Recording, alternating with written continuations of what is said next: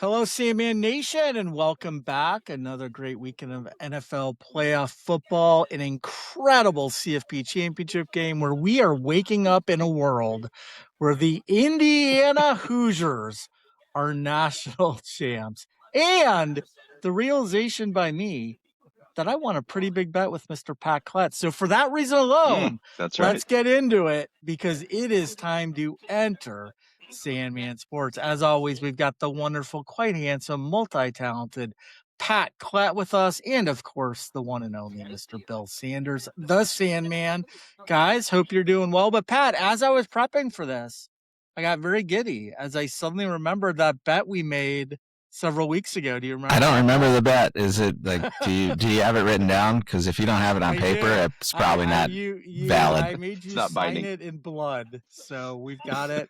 It is official. I had Indiana going to at least the Final Four of the CFP, and they did that and some. And for me winning that, we're gonna have even more fun in Vegas in April, baby. Do you remember what the stakes were? I think like I got to put a big bet down and we split the winnings. Is that right? There you go. Yeah. So the loser, when in Vegas, will have to place $500 worth of sportsbook future bets on whatever the winner wants. It can be for anything: NFL, college football, World Series, any futures bets up to 500. It can be all one bet. It can be increments of $100. You know, we could do several different bets, but I get to choose what the money's placed on, and then both me and you will get to split any winnings. So we'll have a vested interest. So I'll probably make money. Ultimately, you will make money. You will make money. Exactly. Yeah. So it's all good. It'll be fun, I think, to decide what we want to bet on, and certainly giving updates here. Hopefully, lots of updates as we get closer to cashing those bets. But all right, guys. Well, it is time to get into today's random questions of the day. It is time for the random questions.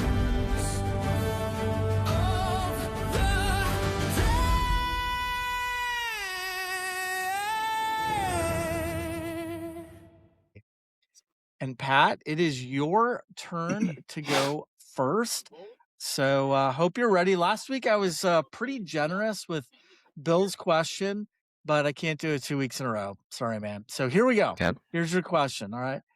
If you wrote and starred in a sitcom based loosely on your own life, what would the premise be? Who would be some main characters? And what would you name the sitcom? And it can't be named Pat. All right. Seriously? Yeah, that's I'm gonna need at least a half hour for that one. You're gonna have a minute or two. Don't worry. We got a good one for Bill here too. All right. Bill, where's your question? I thought he was going to ask who was going to play you. All right. Right? No. All right. Take a long time with this one, Bill. Okay. Take your sweet time. Would you rather not have your license with you when you're trying to board a plane or when pulled over by a police officer for speeding? Oh, Pat, I apologize, but that's a pretty easy one. I actually, this happened to me in Canada. I was pulled over, did not have my license, and I pulled out my Washington student ID, and he actually laughed, and we had a pretty good chuckle about it. And I ended up asking him for directions to get back to the freeway, and my buddy was like, no, like, stop interacting with him, like, because I'm just like, whoa, what am I gonna do? Well, I turned this sports car that I was driving at the time, my dad's old Datsun 280Z, and there was a curb in the middle of the road, and I actually went over the median to go back the direction that he told me. And my friend was like, we're screwed. We're going to jail. You don't have your license. Now you've gone over a median. Like, and anyway, the guy didn't pull me over. So he just let you go. Yeah, he just let me go. So yeah, no, I'd rather not. I'd rather be stuck without my license in a car. For sure. Okay. Yeah, I don't think they're letting me on that airplane without my ID. Well, they're not letting you on the airplane. Yeah, no, you're screwed on the airplane. But I thought you get like a big fine or I mean, there's problems. I thought normally if you don't have your license, if you're driving, like I think you get a big ticket normally. You just gotta have it happen to you in Canada, apparently. Okay, all right. That's the key. All right. And by the way, that was a very long answer. I think I got it. I think I'm ready. I'm ready for my answer. This is a tough one, but the sitcom. The sitcom is called Pound for Pound, and it's about a dad who thinks he's like the world's greatest athlete, and his kids are starting to realize that he's really not all that special, and he goes around like challenging, thinking he can go ski down black diamonds, and thinks he can do every sport really well, but in reality he's not. Yeah. And it stars. It's based on my life. My brother-in-law is listening in. They asked me what a show loosely based on my life is. Yeah. Yep. So that hits. Nice. Yeah. That hits. That's funny. Well, boys, there are no sitcoms or police officers on our website, but we do certainly have a ton of great content for sports fans and sports bettors. We're publishing just so much every day, so be sure to check us out at cmnsports.com. We're winding down our football coverage, but golf stuff is heating up with Bill's weekly column, Crush and Fade. Last week, I also shared that another of our golf writers, Tracy Granzik, started a weekly series called Herd on the Range, which is also very good. So everyone should be set for each and every golf tournament this season. I have no worries there. We also have more and more college basketball stuff coming each week leading up to March Madness. And I know I mentioned this before, but one of my favorite series is our Fringe articles written weekly by Brad Packman and Emil Miller, who always do an entertaining job of bringing us more of the undertold and lesser known stories or just some super interesting angles from the world of sports. Most recently, they published one where they make their all-time MLB lineup, only using players currently not in the Hall of Fame. Just a cool article. Really enjoyed it. But I love all their stuff. They also just wrote one on who they believe will be the next stud NFL coach, which is a guy very few people have ever heard of. He just got actually promoted to an assistant coach, but they're already saying he's going to be one of the best NFL head coaches at some point, and they make the case as to why. So that's interesting. So I just encourage all of our listeners to check that section out on our site if you haven't already. Also, please be sure to follow us on Instagram, Facebook, YouTube, TikTok, and LinkedIn. All right, boys, let's get into the opening. We have another jam-packed one. We'll get into the wild card action from the weekend. We'll share our reactions to all 4 games. We'll also look ahead to this week's conference championship tilts and break each game down, give our picks and predictions. But first, we got to open today's show by recapping and reacting to last night's CFP Natty, where the Indiana Hoosiers held off a plucky Miami Hurricanes team to win 27-21 and capture Indiana's first football national championship. So, Pat, let's just start. I do eventually want to get into the kind of the broader picture of where Indiana might land all time. But first, let's just talk about your overall takeaways from this game as you were watching it. Well, it's a slow start, right? That it was looking under all the way, and then they finally got the offenses going. But yeah, great game. That running play by Mendoza, that's historic. Excellent. Yep. Excellent play. Yeah. I mean, the way he stretched out, gets knocked around and stretches out over the goal. That's going to be ingrained in Indiana fans' memories for life. And it was fun to watch it with my brother-in-law, who you get to watch the roller coaster of emotions from a fan. And so good game, fun to watch. Glad they won and glad Miami covered. So just like I called last week. I mean, that's all I do is pick winners, guys. That's it. I know, dude. It's awesome. Yeah, Pat nailed the main point that I was going to make, which that Mendoza play was just epic. I mean, just an all-timer. And really, I think what it showed me is the moxie that kid has. And I've just never really been positive that he was going to be like a great NFL player. And then just seeing him be under pressure last night, adjust throughout the game. I mean, early when that kid popped him right in the mouth with his helmet, you know, he's bleeding and he keeps fighting, and then I don't know, that running play I to me was thought that just, play though that was on him because it looked like he was going in to engage and block. So I don't know. And then Indiana fans were crying about it like a bunch of babies, but yeah, I agree, and that's what the buddy. I was actually watching the game with Craig, Eric. So he was saying the same thing. Well, he was acting like a runner, but I was like, yeah, but you still can't tip your head down and then just pop Yeah. him in the mouth with your I was top of your shocked. helmet. That Yeah. should have been targeting. I mean, anyway, but yeah, agree with Pat. It was kind of a slow start. It was those defenses are both just so solid, but it looked to me like the guys were nervous. I mean, which is understandable, right? I mean, there's those Indiana receivers have been making plays all season, and then there's balls just going right through their hands that are normally caught. So a little bit of a slow start. Game really picked up and ended up being a really entertaining game. How about you, Eric?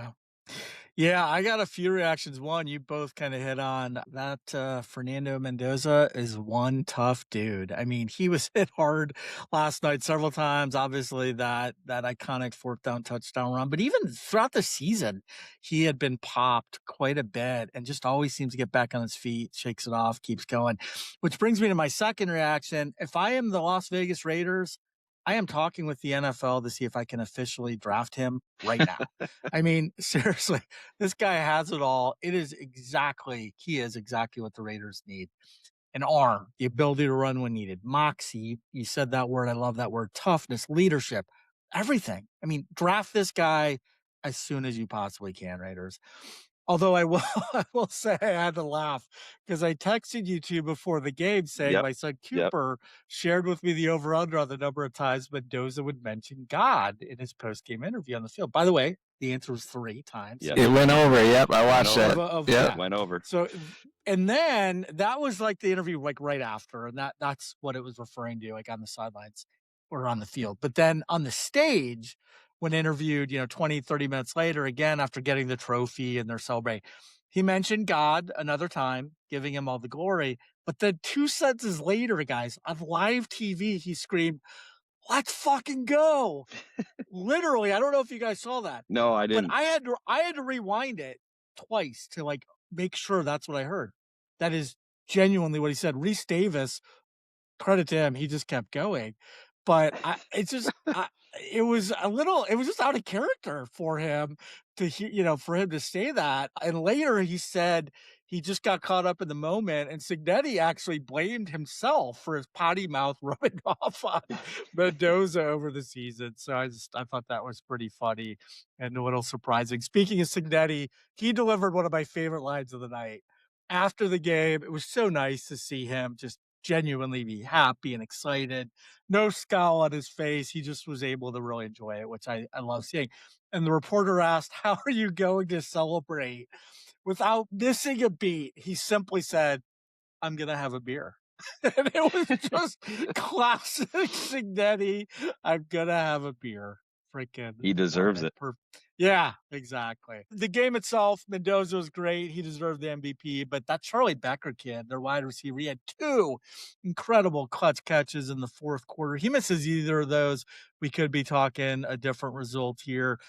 Becker was one of the few holdovers pre-Signetti. He toughed his way back in the lineup. He was actually just special teams player until midway through the season. One of the receivers got hurt. He got a chance to play a little bit more, and they had a hard time getting him off the field ever since. And thank goodness for the Hoosiers because he stepped up in a big way. That blocked punt for a touchdown was huge. Indiana's 8th blocked kick in the past 2 seasons, which ties them for first in the FBS in that category over that time. So it's just another sign of being a well-coached, highly disciplined team. Guys, interesting tidbit here. Teams to score first in this year's CFP went 10-1. So I thought that was cool. I do give Miami credit. They, Indiana was clearly the better team, but they clawed their way back, kept clawing their way back. Beck played about as heroically as he could, despite that interception. Their defense, their pass rush was just crazy. And at one point late in the third quarter, I wasn't sure Mendoza was going to be able to complete another pass. And finally, I've mentioned these before, Indiana becomes the first-time champion in FBS since the 96 Gators, Florida Gators. They had become the third straight Big Ten team to win the national title after Michigan and Ohio State the last 2 years. And they become the only team since 1894, I said, guys, to finish a season 16-0. That was Yale, who did it 130 years ago. Which I forgot about that block punt. That was huge. But did you see? I thought Beck had that guy. If he lays that ball out a little further, a little bit further, we might be talking a little. Yeah, it might be a different story today. No doubt. Yeah, I was a nervous wreck watching that. Yeah, it was a great ending. But I think it's a perfect segue to my next question for you guys, boys. So I wrote an article on this last week. I would love your thoughts on it. I want to talk about where this Indiana team ranks in the pantheon of greatest college football teams of all time. In the article, I mentioned 95 Nebraska, 01 Miami, and in 2019 LSU. And I compared Indiana to each of those three, but I would love to hear your guys' thoughts on all this. Am I crazy to even think that they're that good, or is there actually an argument to be made, and would you put them near the top? And then I also want to just hear, are there other all-time great teams that maybe I missed beyond those 3 or 4, I guess, including Indiana? So, Pat, give it to me. Does this Indiana team warrant consideration for the best ever? For sure. But don't forget about 1898 Yale, who played Holy Family Catholic Academy. No, we're modern era. Era. No, I would say, and then the 2019 LSU. Yeah. Right. For sure. So you think Indiana deserve they're in this conversation, but you like 2019 LSU maybe as your number one, or at least a close number one? For sure. Number one for me is LSU. That team is stacked. Okay. Yep. Yeah. What about you, Bill? Yeah, I found it hard to go back and compare. It always is, I think, across eras. So I was just gonna start there, and also there's always recency bias that comes in, and what I saw last night was a really good football team, but I don't know how great they were. Now, that being said, is Miami just that much better than maybe we thought or gave them credit for? Because, that is a really good defense. I mean, that defensive line is stacked. I mean, even the kid they never talk about, number 99, that kid was making plays all over the place, the nose tackle. So it's not just those 2 big ends. They're well coached. They're a really good team. I don't know. Everyone had a pregame. Everyone was picking Miami too. I don't know if you guys saw that. Everyone but McAfee. Saban actually threw on the Miami hat. Wow. Which, was surprising, and I thought Marcus Freeman was funny. Pat, did you see that when he didn't really want to pick a team? It was kind of funny how he didn't want to, but he ended up picking Miami. Because they'd played them, I think. Anyway, McAfee was the only one to pick Indiana, and that was more for Homer reasons than anything. So anyway, it was just one of those things where it was difficult, I thought, to, in the moment last night, feel like, gosh, I don't know, is this a dominant team? I mean, that LSU team, dominant, right? And then the team that I was going to reference was, of course, my beloved Washington Huskies from 1991. And I did way too much research on this to go back and look at why they were better than Miami in 1991. They were named co-national champs. But it's just impossible to compare. I mean, there's the offenses are so much different. The defenses are. The Huskies were 12-0. They only played 12 games. Indiana won 16 football games this year. And granted, a couple of those were against Sisters of the Poor, but it's really difficult to do. So I give them all the credit in the world. I think Cignetti is just such a phenomenal story, but he's also just an amazing coach. He's an amazing organizer and program creator, which I think is really cool. And then they just got a super unique quarterback nobody saw this coming, I don't think. No, I mean, and so lots of cool stories. And then the last thing I'm going to point out about Indiana that I loved about them, and maybe this makes them great, is if you look across the board, how hard every single kid on that field played at all times. Every time those running backs get the ball, it looks like they're running into a brick wall as hard as they can every single time.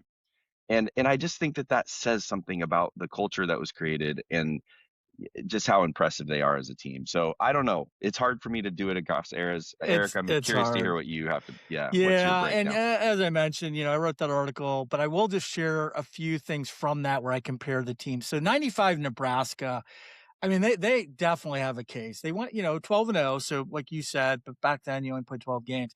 But they're 53-15 was an average score of those 12 games. That includes the national championship game where they crushed a very good, an undefeated Florida team at the time by I think 30 plus points. Their average margin of victory was 38 points, guys. Yeah. So crazy. the run game, there never been a better run team ever than them. So 0-1 Miami, they also went 12-0. They had a 33-point average margin, 38 future NFL draftees. I mean, wow. there's no team will ever compare to that level of just NFL talent, pure talent. And then the 19 LSU, I mean, 15-0. So they had more wins, similar to what Indiana did. They had a smaller average margin. They didn't blow out every team like those other two, but greatest modern quarterback season ever. And their schedule was very tough. They played a lot of tough teams, obviously, coming out of the SEC. But then you got Indiana, 16-0. They had a 32-point, 43-11. Now I didn't tally in last night's game, so that goes down slightly, probably maybe 31. But a really hard title path. I mean, they had to beat Oregon twice this year, which top 10 team, Ohio State, defending national champions, Miami, Alabama. I mean, they have a very, and just this is a team with no 5 stars. This is a team with it's a team. That's what I love about it. It's that you compare them against 0-1 Miami. No, you're talent wise, no way, but they just play so well, so hard. The fact that they went 16-0, they had such a difficult schedule. They had a 32-point per game win margin, and they did it with very few top recruits. Definitely puts them in the conversation. If I'm being honest, if I put them on the same field, here's how I'd rank these 4 teams. I'd go 0-1 Miami. It's hard to say that for me because Ken Dorsey was a quarterback, but they just had so much talent overall. I put this team number 2, guys. I just think going 16-0, the way they did it, they can win games in so many different ways, defensive, offensive. They scored 50 more points 7 times. Number 3, I'd put Nebraska just because of how dominant they were. And then LSU, best offense ever. I just think they're a slight notch below these other 3, but I think they're all in the conversation. The only other team that I think warrants it is 04 USC. They went 13-0. They won back-to-back AP titles. They crushed Oklahoma that year in the BCS title game, 55-19. They had Leinart, Bush, just an absurd collection of talent. They ranked top 3 nationally in both scoring offense and scoring defense. So I don't think they're on the same level, but they're also a pretty damn good team over the last couple decades. Love it. Yeah, guys. Well, that was fun. Congratulations once again to Coach Cignetti, Fernando Mendoza, Heisman Trophy winner, now national champ, the whole team, and that entire fan base. It's awesome. I live 90 minutes from Bloomington. I have a lot of Indiana friends. It's just congratulations, guys. Awesome. Exciting times in Bloomington for sure, and well deserved. Well, let's now shift to the NFL playoffs. Similar to what we did last week, we'll go through each of the divisional round games, share reactions, takeaways, surprises, and then we'll break down each of the 2 conference championship games coming up this weekend and make our picks for that. So let's start with the Saturday afternoon game, probably the best of the bunch, arguably. It was an instant classic in Denver where the Broncos won in overtime 33-30 over the Bills. Pat, thoughts from that one? Yeah, we landed coming here in the airport. I caught the end of the first half. Tell the listeners. I'm in Colorado, doing a little skiing. Yeah, for like the 4th time in like 5 weeks. I feel just living the dream, guys. That's all right. Jealousy will get you nowhere. All right, just stop right now. It's all about screw you podcast. Life of a tennis. That's right. Yeah. Yep. No, but that's how we landed, and I caught the end of the first half, and it looked like Broncos had it pretty much in hand and shouldn't be a problem. And good comeback. We were kind of driving from the airport here, so I was catching it a little bit here and there, and then finally watched most of the end here. And I got to tell you that McDermott, that's too bad he's gone. because I thought he's a great coach, and that's a tough one. Tough to see him go. Other than that, I was just kind of peeking in on the game here and there, so I didn't get a good grasp of it. But that's tough to for these coaches to have it, do such a good job all season, and then you're cut loose just because you don't make the Super Bowl. So bonkers, in my opinion. I just don't get it. How's the vibe out there? Or is it like, you're right in the heart of Bronco country, so are you getting people? Well, I'm going to talk about that later. It's You think it's Bronco country, but it's a lot of tourists out here. So I'm seeing a lot of different jerseys on the hill. So so I see some Broncos jerseys, but I think you get a good mix of fans out here. And then Bo Nix breaking the ankle. I didn't hear that till later, but that's crazy. That's going to be tough. Who's their backup? Do you guys know who?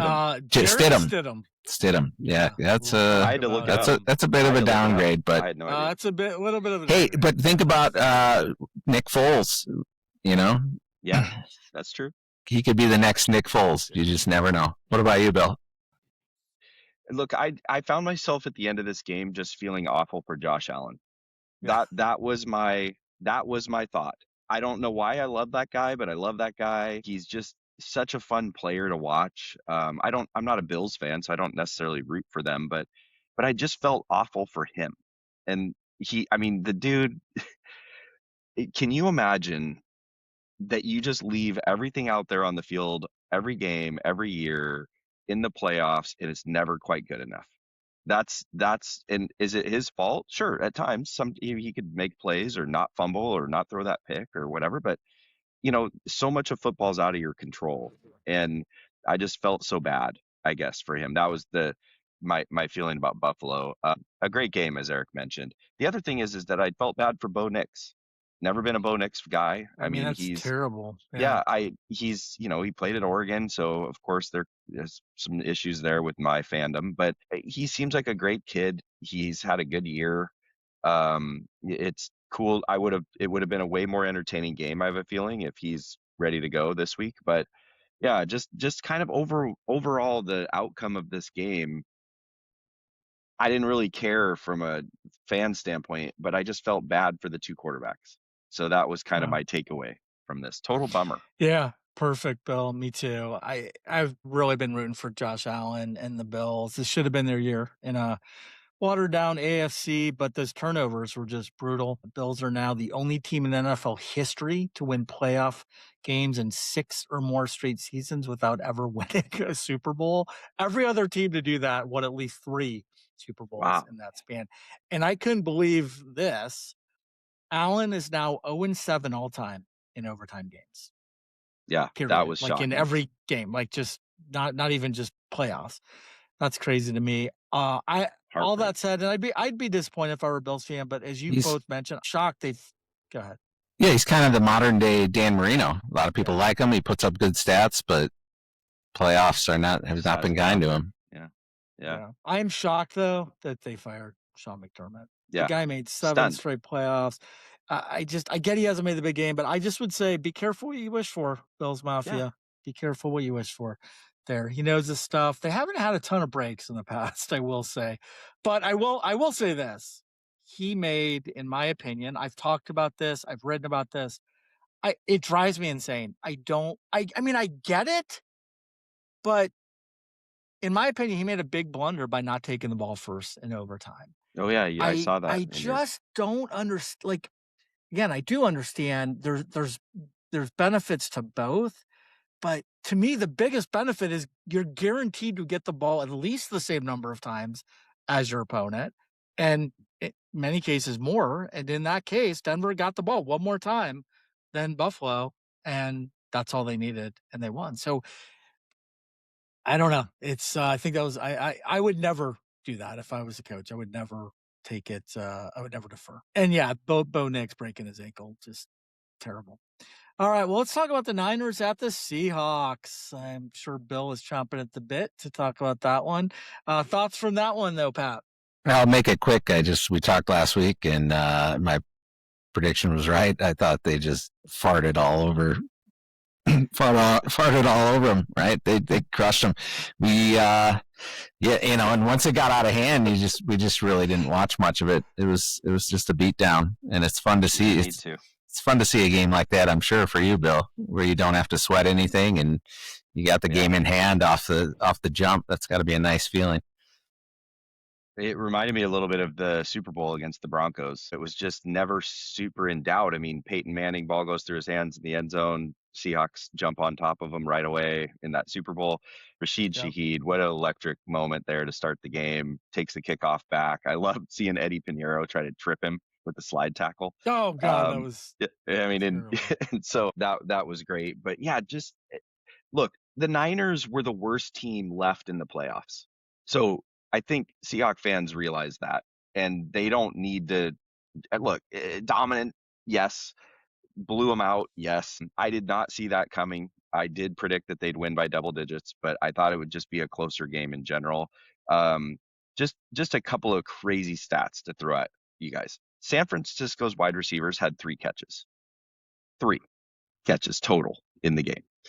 That's nuts. Brock Purdy ran for over 400 yards behind the line of scrimmage in that football game. He was running for his life every single play. And I like Brock Purdy. I think he's a solid player. He had no chance against that defense. And look, I think the Super Bowl is played this weekend in Seattle between Seattle and the Rams. I don't see any AFC team challenging either one of these squads. So did we want to see the Niners? Or I mean the Rams? Absolutely not this weekend, but everyone was rooting for the Bears. But and that's a nice game for Darnold too, to get off, get some confidence and not have to sweat anything. I think that's a huge game for him going into this next one. Yeah, agreed. Yeah, Drew Lock played the fourth quarter. Yeah, Pat, I don't know if you saw that, but I mean, Sam only played 3 quarters, so kind of crazy. Who'd they put in? Who'd they put in at backup? Drew Lock.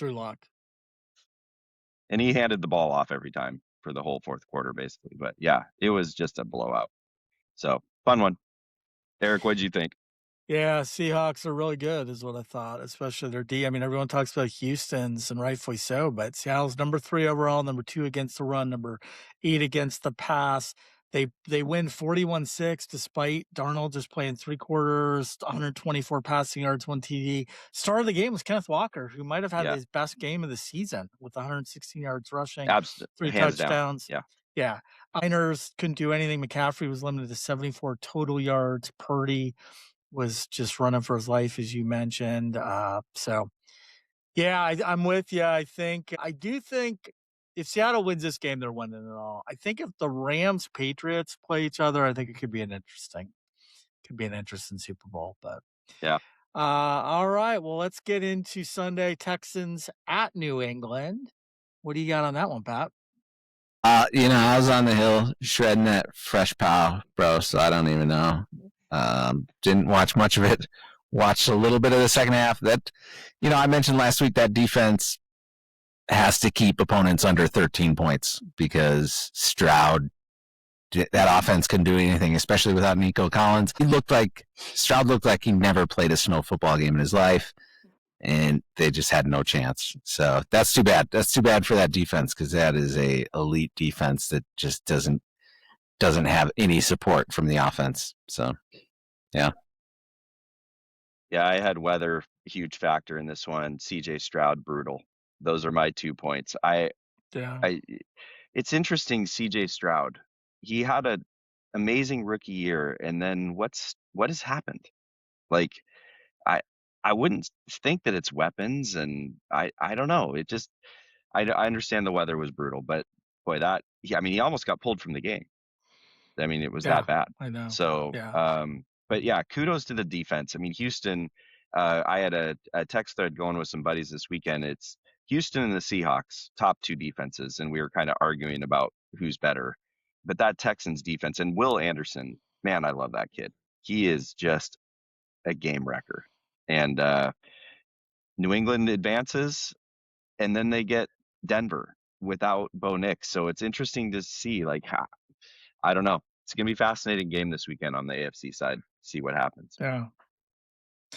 Yeah, How about you, I mean, Behrman? I'm with you. It was ugly. It was hard to watch.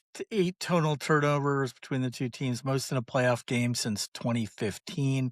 CJ Stroud is the first player with 5 or more interceptions and 5 or more fumbles in the single postseason. He had only 8 interceptions in the regular season. He's had 5 in the last 2 games. So I don't know if it's pressure, if it's weather, as you guys mentioned. I don't know what it is. But guys, this is my biggest concern with CJ Stroud, and kind of just shocking to me. He now has 23 lost fumbles in a 3-year career. That's basically 8 per season. To put that in the context, the record for lost fumbles in a season by a quarterback is 11. That's the record. He has averaged 8. Yeah. Wow. So I don't know what the hell is going on there. That's just a lot of lost fumbles for a quarterback. Weird. So, yeah, it is weird. The rap of New England was they hadn't beaten any good teams. Houston may not be a great team, but they are a great defense, and Drake May and company did just enough to win that game in pretty convincing fashion toward the end. So I like this Patriots team a lot, and yeah, it'll be interesting to see how that Denver game plays out. Finally, the nightcap on Sunday, another thriller with the Rams visiting chilly Chicago, where LA pulled it out in overtime, 2017. Pat, Mr. Witness Protection himself, what do you got on this one?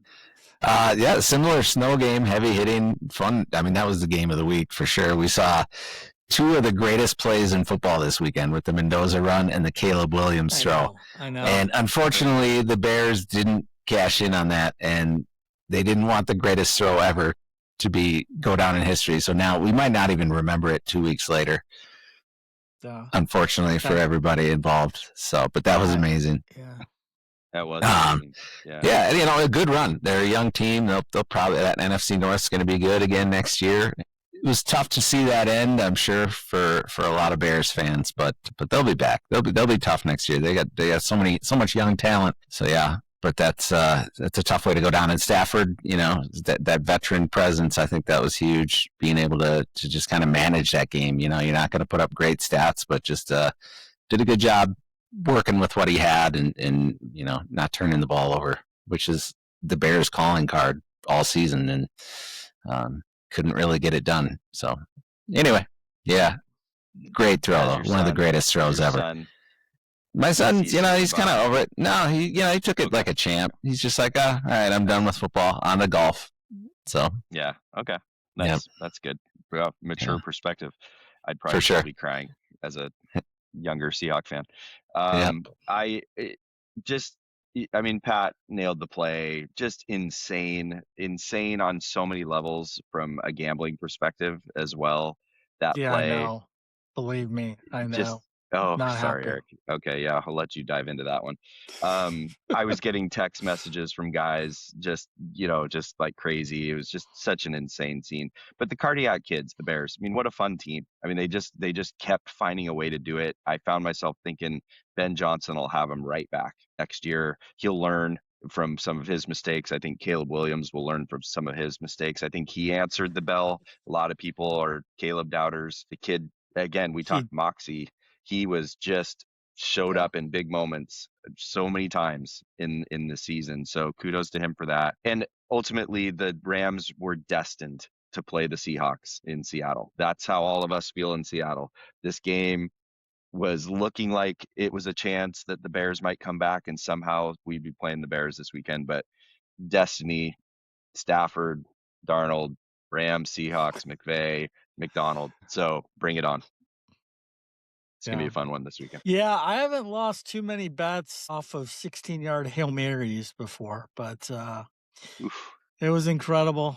Pissed me off a little bit. And did you have it at 3.5? Yeah, so 3.5. Well, and how about in overtime when they had that ball slip through the receiver's hands that would have been a touchdown for the Rams? Oh, yeah. Behrman, I feel your pain. Yeah, it was a tough one, but that's all right now. Bears, yeah, Loveland was pretty reliable too. He had the case of the dropsies all game. Loveland. Thank you. That's another. I had him over 5.5 catches. He ended with 4. He dropped a bunch, 3 or 4 at least. I mean, honestly, he dropped at least 3. I remember. So, Well, and you'd think yeah, he'd be a kid that's used to that weather and playing in cold. he just had a bad game. I mean, Yeah. he never did that in Michigan. Never. I don't ever remember him dropping one. So What a anyway, year yeah. he had, though. Oh yeah, I mean, he's a jeez. stud. Tell you Yeah. what, draft him in your fantasy leagues next year because Whew. he's gonna be a focal point. He's good. He's good. How about that Cole Kmet catch too? I mean, just because Oh, the kid was calling for the yeah, PI and he did not push off. I didn't think on that. yeah. I mean, he had his arms. He kind of on didn't the, extend his arms. He Yeah, didn't push he his just arms had out his arms fully, out there, so he but- didn't fully extend them. I think that was the But key. how do you get beat over the top? Like, oh man, there's so many things with the Rams defense. The Seahawks should put it on them this weekend. Anyway, sorry, Eric, Yeah. go ahead. No problem. Yeah, Bears doing Bears things. They'll be back, as you mentioned, both of you. I was impressed with the Rams being able to go to a cold city, win a low scoring game. I'm always impressed with teams that can win in different ways. And similar to what I talked about with the Hoosiers, Rams can do that. This offense still looks a little off to me, but they're in the conference championship game. That battle against Seattle on Sunday is going to be epic and can't wait. So speaking of that, let's get into the weekend's conference championship games now. Break each of those down briefly and give our picks. We'll start with New England visiting Denver. The Patriots are 5.5-point favorites with Nick's out at quarterback, backup Jared Stidham under center. What do you see happening in this game, Pat? Who do you like? I don't know. It's tough to say with Stidham in there what's going to happen, but I think the Broncos, it's their defense that did it for them all year. So expect this one to be somewhat closer than people think. But yeah, give me New England. May is turning out to be a special quarterback, but give me New England in a close game, and Stidham will probably, I feel like he'll manage it okay. I think he's kind of a veteran backup, right? I mean, he's been around for a while. So I think he'll kind of like, I mean, Bo Nix really doesn't take the top off of defense. He plays it pretty close to the vest. So I think if he can just do that and play it like Bo Nix does, I think they'll be okay. But yeah, give me New England now. I think just you have to go New England at this point. Bill? Yeah, I'm with Pat. I didn't think Denver's offense was good enough with Bo Nix, and now you take him out. I'm not a Sean Payton guy, but if I had a coach that I wanted to try to get another kid ready to play in this type of game, Sean Payton would be a pretty good option to do that. And I think Pat nailed it. He just needs to manage the game, lean on their defense, try to find a turnover or special teams play. They can keep this thing close. But I just think the Patriots have whatever that little it factor is. Drake May, I think they're going to just find a way to win this game, but I do think it's going to be close, but I see them winning by a touchdown. Yeah, you guys both hit similar sentiments to what I was thinking. I think it's all going to come down to how Jared Stidham performs. I will say it, and you mentioned this, Pat, it isn't like this is a rookie in his very first start. Yeah. Stidham's been in the league since 2019. He's actually played in 20 games. He actually used to play for New England for a couple seasons. However, when he has played, his stats have been pretty terrible, guys. Best quarterback rating for a season he's ever ended with was 59.7 in 2022 for the Raiders. He also has nowhere near the running ability as Nick, so I'm afraid the Pats D is just going to be able to tee off on him. It's in Denver, so that's good. The home crowd will be nice. Denver's only real hope, I think, would be able to run the ball effectively, slow down the game, churn out yards, move the chains, take the pressure off Stidham. The problem with that plan is that Denver has a below average rushing attack and New England has a top 5 rushing defense. Denver's D, I think, will keep this game close into the second half, but eventually Stidham's limited skill set and probably some turnovers, I think, are going to allow May and company to pull away. So book your tickets to Santa Clara, Pats fans. It's happening. Perhaps a new dynasty is brewing in Foxborough. New England 35, Denver 17. All right. Okay. Well, let's Nice. now go to Bill's neck of the woods, talk about the game of the weekend, the NFC West three-peat. Rams travel north to Seattle. Seahawks are 2.5-point favorites.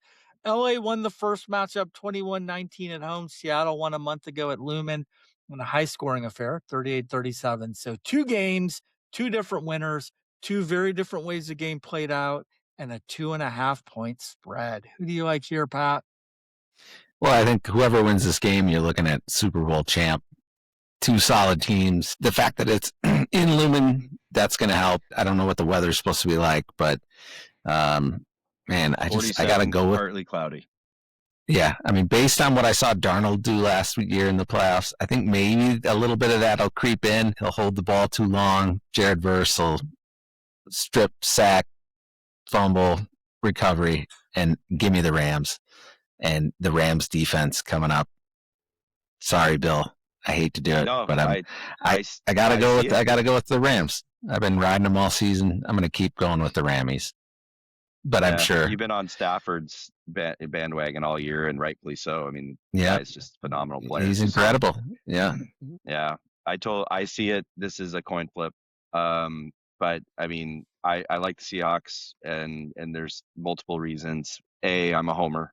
I mean, you guys know that. B, they have the dominant defense by levels above the Rams. And I'm a big defense wins championships type of guy. I've always been that way.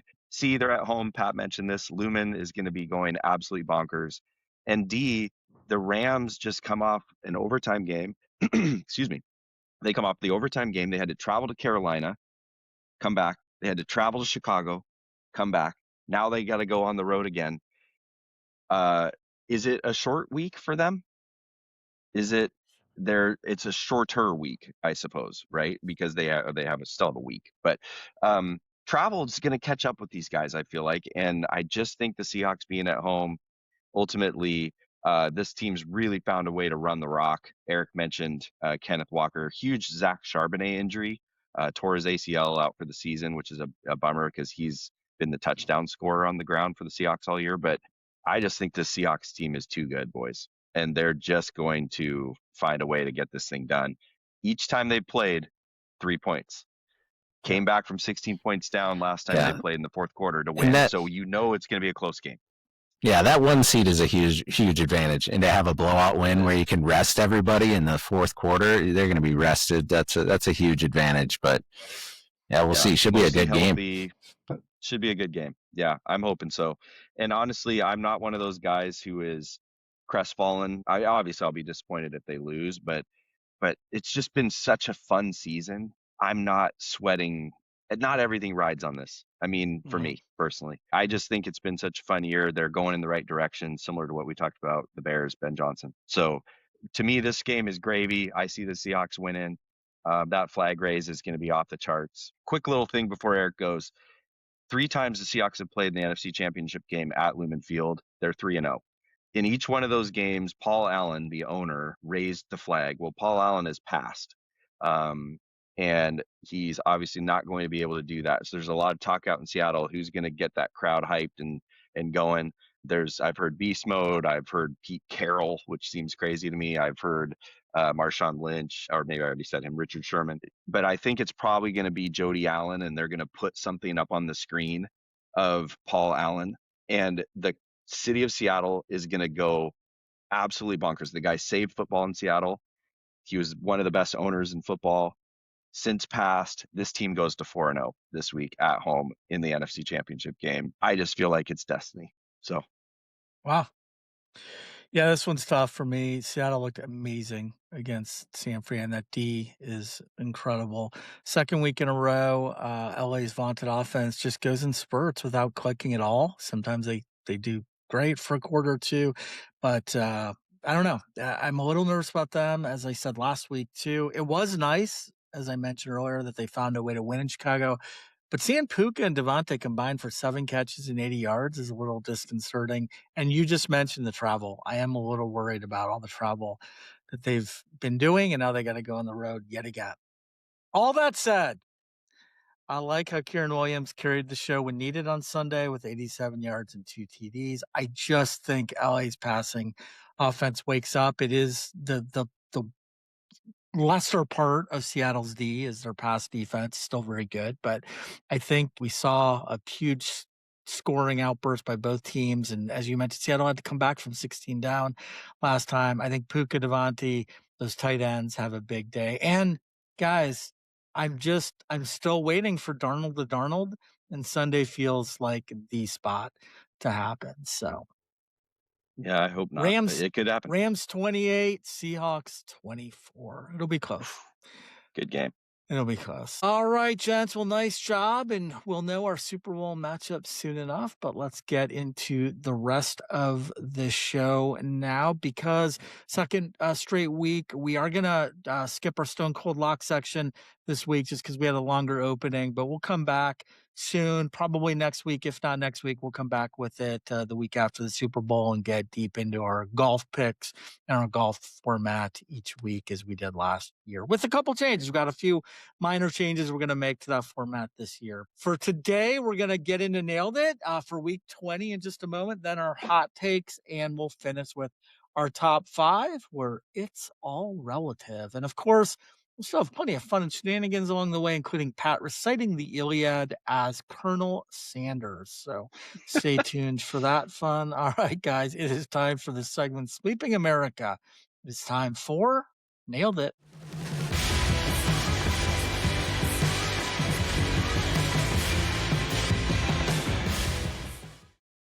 We are back for week 20. I'll hand it over to Bill in just a moment. But first, just wanted to remind our listeners that this is the last week to qualify for that free trip to Vegas. It's coming up fast, guys. You still have 1 week left, though, so it's not too late. If interested, go to cmansports.com for more information on how to enter. And congrats to our week 19 winner, Mr. Michael Cohan.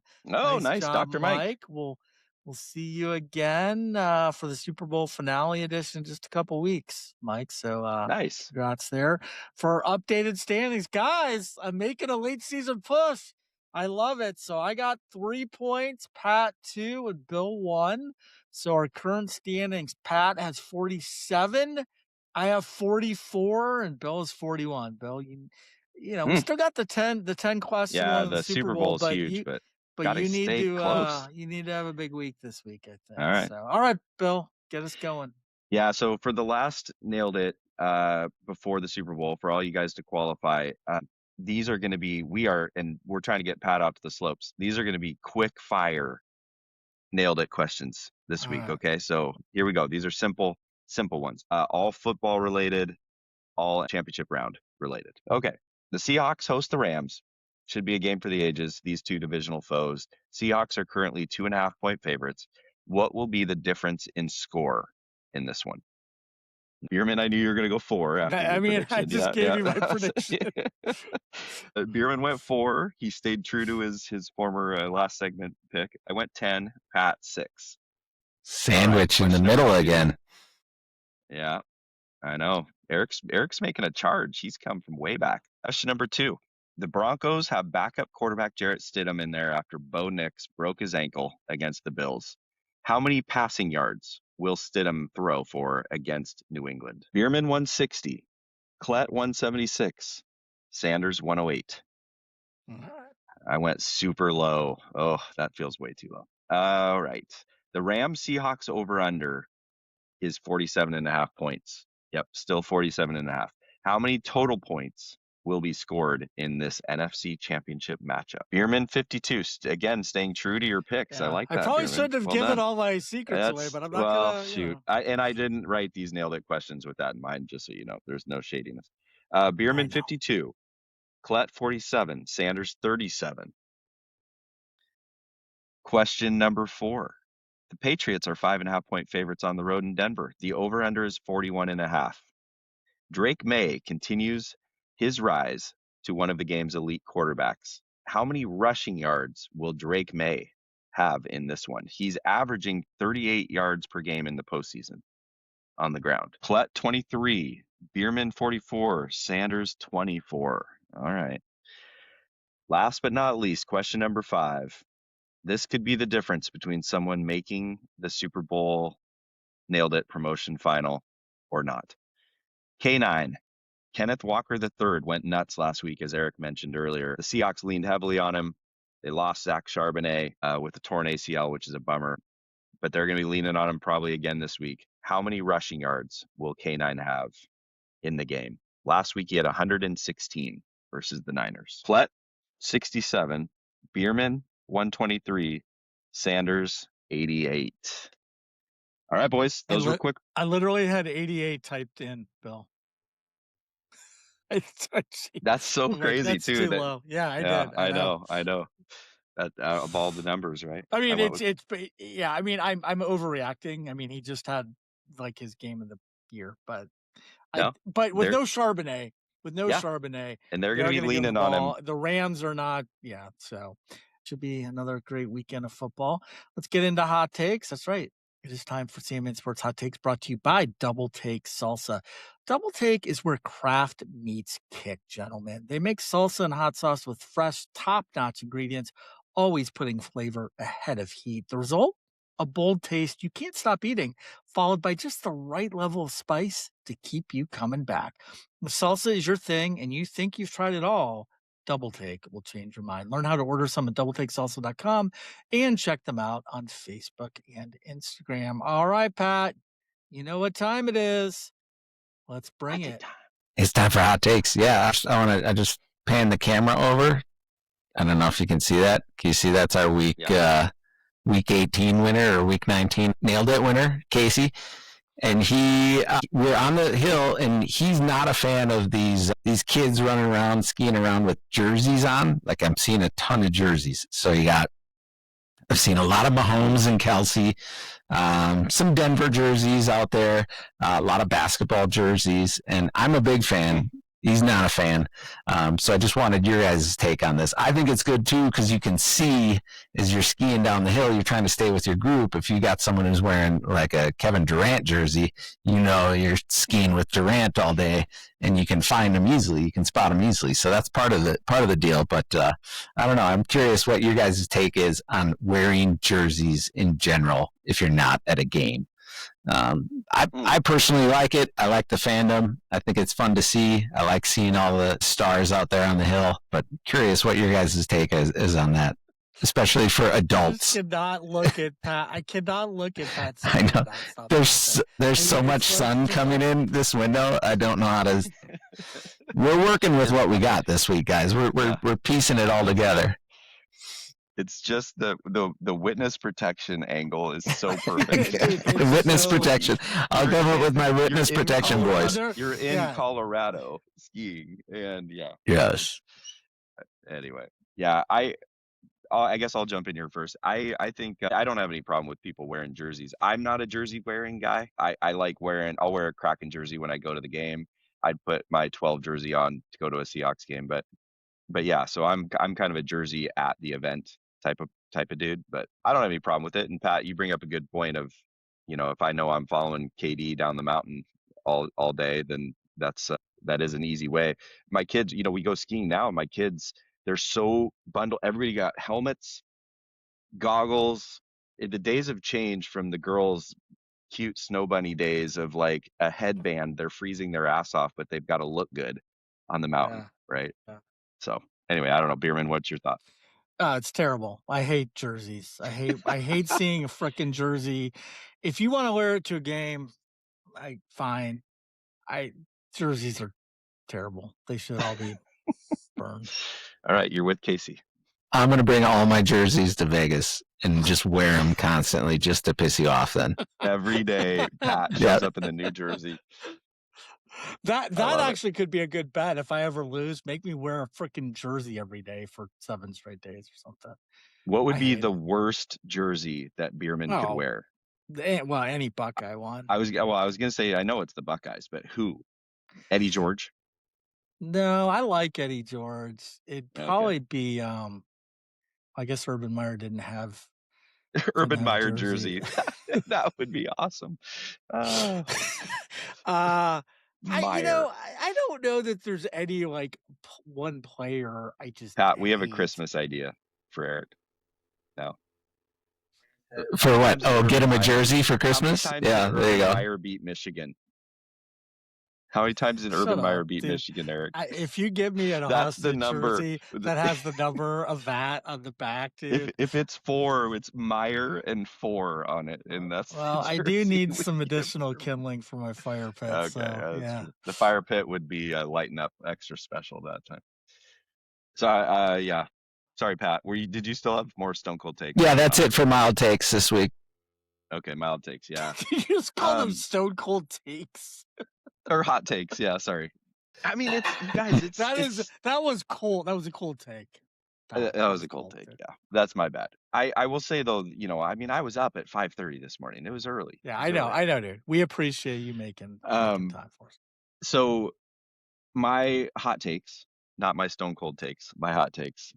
For me, my hot take is these are the weeks that we are fans for. The amount of text messages flying around, all of the different things that go with it when a city is just wrapped up in what's going on with this football team. You got to sit back and enjoy it. And as crazy as it might sound, as you're celebrating and all the people are going nuts and it's going to be an amazing NFC Championship game, it made me miss my dad this week. So that's my one hot take this week is I'm going to celebrate. I'm going to enjoy it. We're going to watch the game with family. But also too, I just wish he could be here to watch it with us. So yeah, buddy. I know that's tough. All good. Go Hawks. Yeah, go Hawks. All right. Well, guys, I'm going to talk about a different Hawks team. I wrote about this a couple weeks ago on my 6-pack. I'm not going to rehash it here. I'll add some new commentary, but I want to give some love to my Miami, Ohio Redhawks basketball team. Guys, this team is one of only 3 teams in all of college basketball to still be undefeated. Number 1, Arizona, and number 7, Nebraska. But Crazy. the Redhawks are 19-0 now. They just got ranked for the first time all season, and I'm sure the first time in 25 plus years. The last time Wally Zerbiak was here, Beat they the were ranked. Huskies. Yeah, they did. Yes, they did. First round, they did. Yeah. They sure did. They're 19-0. Not only are they 19-0, but they've also scored 75 or more points in every game this season. Guys, the last D1 team to have that long of a winning streak while scoring 75 or more points per game was Duke with a 25-game winning streak in 1998-99. So what they're doing is pretty impressive. Now, the jury's still out on this team. They have yet to play a Power 4 opponent. There won't in the regular season. But hey, they keep beating who they play, and that's all you can ask for. They did have to have a buzzer beater on a 3-pointer in regulation just to force overtime over the weekend against Buffalo, and then they hit another buzzer beater in overtime to win it. But Ken Palm predicts that they are going to win all their remaining games and finish the season undefeated. Wow. And you know what? I wouldn't be surprised because they're a balanced team. They have 6 players scoring double digits. They have a good coach in Travis Steele, who used to be at Xavier, and they play in the MAC, which let's face it, is just a terrible. Will that probably get them a 3 seed? You think? Maybe 3 seed. They'll be lucky. 7. I bet they would get 6. I bet they get a 6 seed. Yeah. How are they not ranked in the top 25 though? They are now. Crazy. In one of them they are. Okay, they're showing up as Okay. Yeah, in one of them they are, but yeah, it's crazy. So I don't think the 75-76 Indiana Hoosiers have to worry about their breaking the last undefeated national championship streak there, but it has been a magical season in Oxford, and I'd love to see them at least just keep it going as long as they can. All right, guys, last take here. We don't talk much about tennis on the show, but I gotta flag 2 things from the Australian Open. First major of the year, we just got underway. First, just a cool, quick human moment. There was a ball girl who actually fainted, and she tried to get up and brush it off, but one of the players actually noticed it. She rushed over. The judge came down, and it was just nice to see them be human about things, even at the highest level, and take care of this young girl, which they did. But the second thing I want to talk a little bit about, guys, this one, it's just brutal. It's physically hard to watch this for me. So let me set it up first, then I'll show you the video and tell you the rest of the story. So Sebastian Offner, a 29-year-old Austrian, playing an American Nishash Basavaretti in qualifying. Okay, this is in qualifying. Offner, they're in the 3rd set tiebreak. Offner's up 6-1 in the tiebreak. He looks poised for win. Basavaretti hits a forehand long. Offner throws his hands up, pumps up his fist, walks to the net for the handshake, thinking he just won. He even taps his head mental toughness. I got that covered. except the match wasn't over yet. So let me show you that part.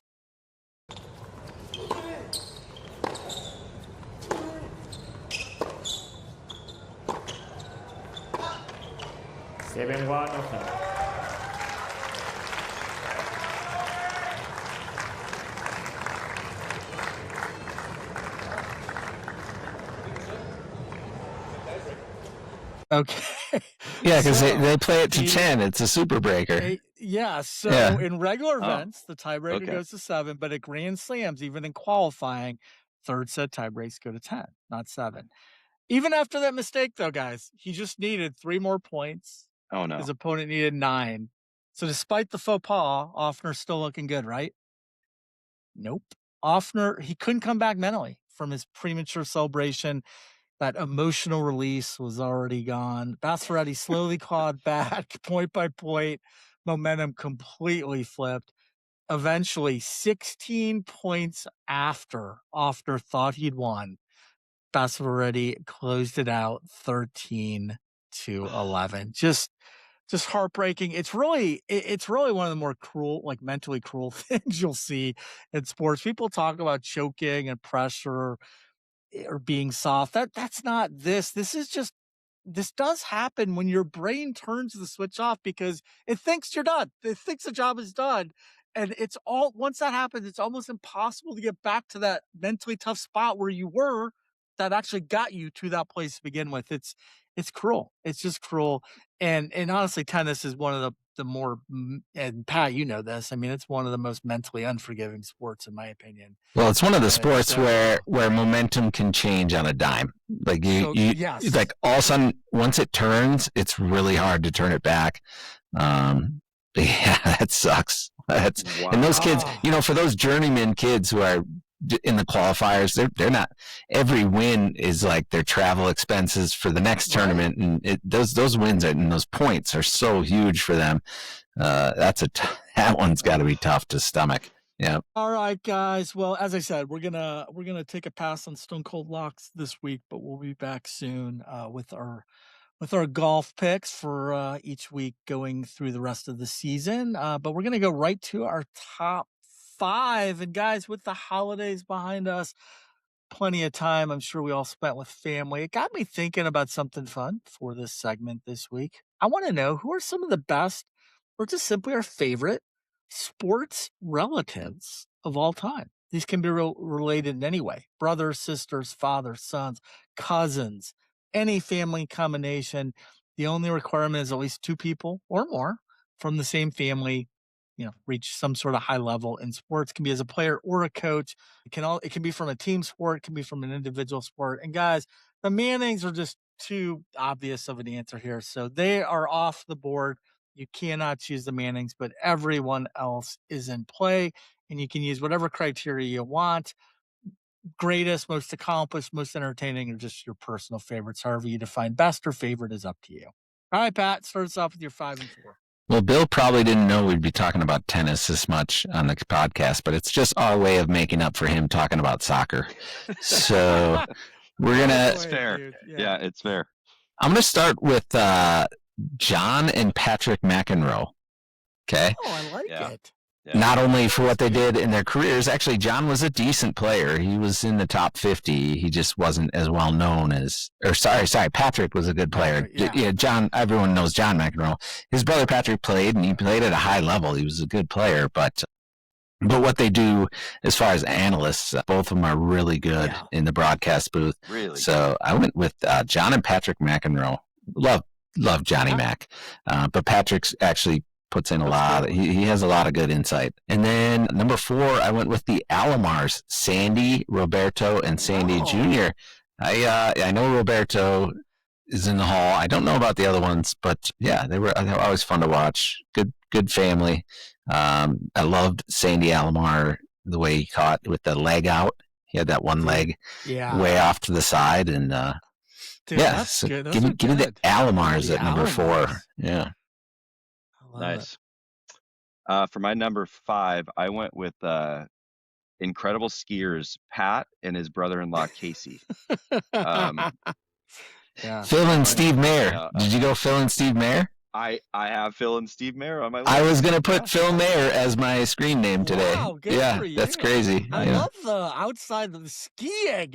Dude, I don't think we've ever talked about professional skiing, although we probably will with the Winter Olympics coming up. Yeah, the Winter Olympics. And that's what kind of got me thinking about it. And probably little known fact for you guys, why would you? But Phil and Steve Mayer, twins, they were born in Yakima, Washington. So we all out here in the 84 games were losing our minds when they finished first and second in the downhill event.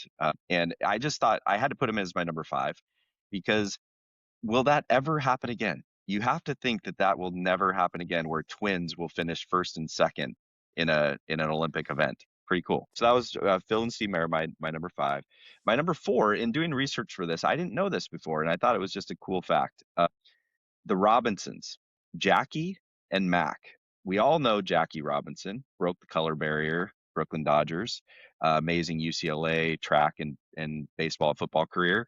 But did you guys know, I didn't know this, his brother Mac competed in the 36 games in Berlin and finished second by 0.4 seconds to Jesse Owens.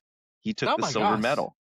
No, I didn't know that. That's cool. So cool. I can't say that these guys are like favorites, although Jackie Robinson I've always had an extreme admiration for. And I wrote my senior thesis on him. It can be favorite or great, whatever, however you want. Yeah, but anyway, Mac Robinson, I thought that was a really cool fact. In front of Adolf Hitler, he gave him a big middle finger. So that's awesome. Nice. Well, guys, as I sometimes do, I put together some criteria for my list because there really are a lot of good choices out here. You both already hit on some I hadn't even thought about. For me, I couldn't pick more than one set from any one sport. So there will be 5 different sports represented on my list. And there had to be at least one of the people in the Hall of Fame or a surefire Hall of Famer when the time comes. So, all right, I'm going to start with one of the best football groups in this category, and no, not the Mannings. I'm going with the Matthews family. 3 generations. You got Clay Matthews Sr., started it all back in the 50s, a longtime two-way standout, playing offensive tackle and defensive end for the San Francisco 49ers. Clay Matthews Jr., when I was little and growing up, guys, we lived in Cleveland, actually, for a few years. One of my first live games I remember going to was old Cleveland Stadium and rooting for the Browns, and Clay Matthews was my favorite player. Like, I loved this guy for years, even after we moved from Cleveland. I never was like a big Browns fan, and now I can't stand him, but I love Clay Matthews. He was a 4-time Pro Bowler, elite outside linebacker for the Browns with a 19-year NFL career. And while Clay was tackling and punishing dudes in Cleveland, his brother Bruce was protecting his quarterback, creating massive lines for his running backs on his way to becoming a Hall of Fame offensive lineman, widely considered one of the most versatile and durable linemen ever. He also played 19 seasons for the Oilers/Titans, starting at guard, center, and tackle. So it just shows you kind of how versatile he was. And then let's not forget 3rd generation here, Clay Jr.'s son, Clay Matthews III, 3-time Rose Bowl champ as a member of USC Trojans, 1st-round pick of the Packers in 2009, became a 6-time Pro Bowler, Super Bowl 45 champ, and the Packers' all-time sack leader. So, AKA the Claymaker. The Claymaker. Yeah, that's right. The Claymaker. Yeah. And then for my number 4, I'll move on to hockey, go with probably the greatest father-son combo ever from the ice, Bobby and Brett Hull. Bobby played for 23 seasons, considered one of the greatest goal scorers in NHL history, nicknamed the Golden Jet. Finished with 610 goals, 1,170 points. Hull won multiple scoring titles. He won 2 Hart trophies as league MVP, a Stanley Cup with Chicago, was later named among the NHL's 100 greatest players. And then his son Brett became a Hall of Famer in his own right. He finished with 741 NHL goals, one of the highest totals ever, and a reputation as just one of the most lethal pure shooters in league history. He won 2 Stanley Cups in 99 with Dallas and in 2002 with the Red Wings. Nice. All right. Yeah. What do you got for number 3 and 2? Number 3, I went with the 6 NHL Sutter brothers. I don't know if you growing up watching hockey, there was a Sutter on every team. I know one played for the Blackhawks. You can't keep track. I mean, I didn't keep track. it would require me to do research if you wanted all the names of the brothers. So I recently wrote about the Miracle on Ice, and one of the guys there's the Sutter brothers. Who played on the Miracle team? I think so. Yeah. Okay. I'm pretty sure. Yeah, it might have been Bob Sutter. I don't know. He was one of the 3 that has since passed, since everyone else is alive, but one. I was surprised more but hadn't passed. Two of the brothers have sons that are playing on the Carolina Hurricanes currently. So it's you figured, of 6 brothers, you figure one of their boys is probably going to follow in their footsteps and have that nice path. Nice to the pros. But yeah, so the Sutter brothers was number 3. Number two, I went with the Noahs, Joakim and his dad Yannick. Oh, Yannick was a tennis player. Tennis, kind of different builds. Like Yannick was a little skinnier, scrappier tennis player back in the day, and very relevant tennis player. And then his son Joakim, who had that awesome run with the Florida Gators. And then was that 05, 06 maybe, I think it was early 2000s. And then and then had a nice NBA career. So the Noahs is my number 2. Nice. Yeah, Eric, I had Bobby and Brett on my list. I didn't, and ended up putting them in there. And for some reason, I went with my 3 and 2 are both basketball related. I went with the Gasols, Powell and Mark. Oh yeah, number 3, and sure. And one of the reasons that I just felt like I had to put them in there was I would have chosen the Lopez brothers myself. Oh, I actually played hoops with the Lopez brother at UW. Yeah, cool dudes. They were really cool dudes. Anyway, it was their older brother Alex that went to UW and played. He was an awesome guy. Came over, played Xbox with us and stuff. He was a cool dude. Anyway, rooted for the Lopez. I didn't think of them. I should have. But Powell and Mark I had a fantasy squad one year. Those dudes were so good together, and I love them. They score, they can both shoot, they're good defenders. I love the way they pass the ball. They're big guys who could pass the ball. They're winners. Anyway, so I had the Gasols on there. And then my number 2, probably my favorite NBA player since the Sonics left. I love Steph Curry. I just always have loved that kid. Dell, Steph, and Seth Curry. Dell could stroke it too, right? Like I'm, showing my age here, but Dell was sweet for Charlotte for all those years. He could stroke it. Anyway, I had Dell, Steph, and Seth Curry as my number 2. Nice. I could have went, and there were a couple really good choices for my number 3 and for a different sport that I don't have on my others. I'm actually going auto racing. I'm going to the Petties. Lee, Richard, Kyle, and Adam. So Lee Petty, who started it all, he was a 3-time Cup Series champion, winner of the inaugural Daytona 500, and just really helped define the sport's popularity. And then Richard Petty, the king. I mean, there's no better. 7 Cup championships, a record 200 race wins, including a record 7 Daytona 500 victories, the most accomplished NASCAR driver ever. 1,184 starts. I mean, just think about that longevity. Just incredible. Always. I mean, he was getting up there in years when I was young, but always loved the king.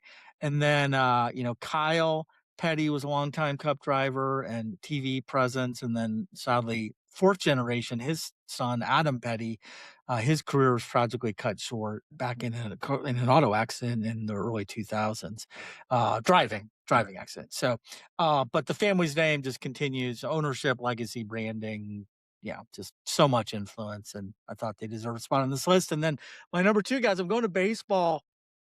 I got to give some love to the knuckleball kings themselves. Oh, nice. The Negro brothers. Let's start with Phil, the Hall of Fame right-hander, defining knuckleball pitcher of modern MLB. 318 career ones, 3.35 ERA, over 3,300 strikeouts across 24 seasons, 5-time All-Star, 5-time Gold Glove winner, just absurd workload and longevity, a very durable pitcher. But Phil's younger brother, Joe, while he didn't make the Hall of Fame like Phil did, he was no slouch in his own right. He also a knuckleballer. He won 221 games, had multiple 21 seasons, namely with the Astros, career 3.59 ERA, and together these two amassed 539 career wins, most combined victories by a pair of brothers in Major League Baseball history. So they get my number 2 spot. All right, number 1. Yeah. The Griffies are my number 1. In terms of athletes in our lifetimes, Ken Griffey is the number 1 iconic athlete for this city and my youth. And Sure. he was the kid that put us on SportsCenter for the first time. He put Seattle on the map in terms of baseball. And it was pretty cool. I wrote it down, but September 14th, 1990, just that when Ken Griffey Sr. and Jr. went back to back in the Kingdome, pretty cool moment in the sport and for the city of Seattle. And, the kid and the old man, it'll just always be a sight to behold here in Seattle. So they're my number 1. Yeah, we love both of them. Obviously, he went to high Yeah. school here, Yeah. grew up. I know Local exactly ties. where Yeah. their house was for years. Senior was, a huge presence on the Big Red Machine. So we love the Griffies here as well. Absolutely. All right, my number 1. We're going to the hardwood and choosing a brother and sister for this one. Reggie and Cheryl Miller. Nice. Let's start with Cheryl, guys. One of the most dominant women's players ever. High school legend, once scored 105 points in a game. She then led USC to back-to-back NCAA titles, racked up over 3,000 career points, 1,500 rebounds.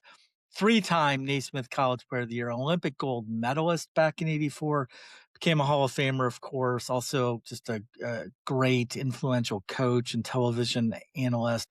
And then there's her brother, and even Spike Lee would agree that Reggie and Cheryl make this list. Reggie is one of the greatest clutch shooters in NBA history, best known for his years, of course, of the Pacers.